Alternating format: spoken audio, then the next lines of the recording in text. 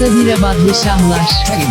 Yevlaka olsun salam, bir denedir vesselam. Yevlakımız var bizim, şerefine sözler düzüm. Qarabağımın qapısıdır, torpağımın qapısıdır.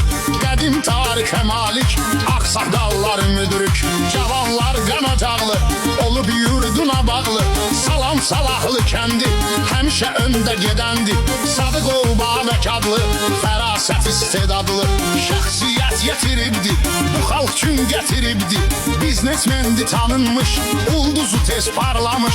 97-ci ildi, gəncdi cavan nəsildi.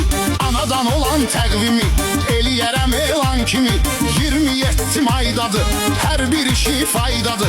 Ad gününü indidən təbrik eyləyirəm mən. Bizim Salahlı kəndi, xeyli mərddi ərəndi. Sadıqov Babəkində, bu görünüb əmisində. İlk Qarabağ döyüşünün, ana torpaq döyüşünün. Şəhid olub vətən üçün, rəhmət ayəmi sən üçün. Dolsun məzarın nurla, Babək özü də qürurla. Daşıyır əmisinin adın, o cür igid övladın. Atası veteran olubdu, bu adnan ucalıbdu. Polisi əməkdaşı olub, yaxşı vətəndaşı olub. Təqaüddədi indi, görək həmişə sevindi. Sağ olsun hər vaxt canı, qoruyub Azərbaycanı.